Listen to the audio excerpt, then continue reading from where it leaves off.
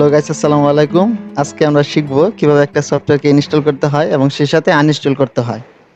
আমরা যখন কোনো সফটওয়্যার রান করব, তখন আমরা সেই সফটওয়্যারটাকে আমরা একটা ড্রাইভে রেখে দিব, ডাউনলোড করে বা কোনো অন্য একটা ফাইল থেকে নিয়ে আমরা একটা ড্রাইভে রেখে দিব। আমি নিউ ভলিউম ডিতে রেখেছি, সেখানে ঢুকলাম। এখানে দেখতে পাচ্ছেন আমি একটা সফটওয়্যার ডাউনলোড করার জন্য অনেকগুলো সফটওয়্যার রেখে দিছি, সিরিয়াল বাই সিরিয়াল সেগুলোকে ইনস্টল করে নেই। তো প্রথমে আজকে আমরা যেটা দেখাবো, এই ওব্রো কিবোর্ড যেটা, সেই সফটওয়্যারটা কিভাবে ইনস্টল করতে হয় দেখাবো।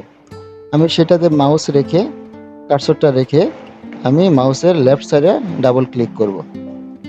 তারপর ইয়েস দিব। ইয়েস থেকে নেক্সট দেখতে পাচ্ছেন, নেক্সটে ক্লিক করব।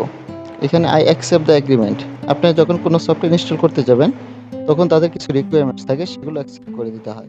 তো আই অ্যাকসেপ্ট দ্য এগ্রিমেন্টে ক্লিক করে নেক্সটে ক্লিক করব। নেক্সট, নেক্সট, এরকম করে নেক্সট বাটনে ক্লিক করতে থাকবো এবং লাস্টে ইনস্টল লেখাটা আসবে যখন, তখন ইনস্টলে ক্লিক করব এবং একটু সময় নেবে, তখন সেই ফাইলটা ইনস্টল হয়ে যাবে। এখানে একটু সময় নিচ্ছে, লাস্টে ফিনিশ বাটন আসবে, আমরা ফিনিশে ক্লিক করে দেব।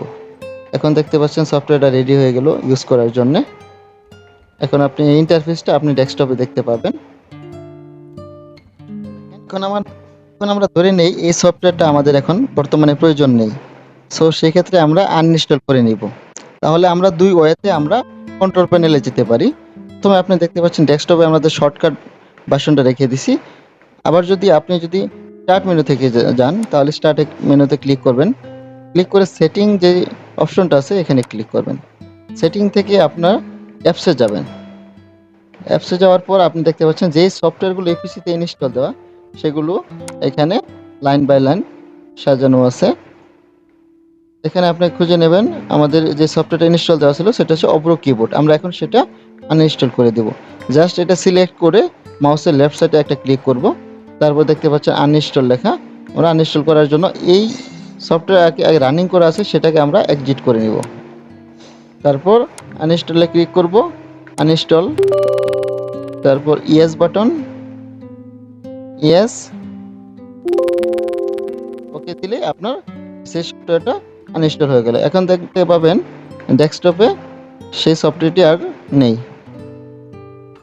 ধন্যবাদ সবাইকে। সো গাইস, ভিডিওটি ভালো লেগে থাকলে লাইক, কমেন্ট এবং শেয়ার করে আমাদের চ্যানেলের সাথেই থাকুন। ধন্যবাদ।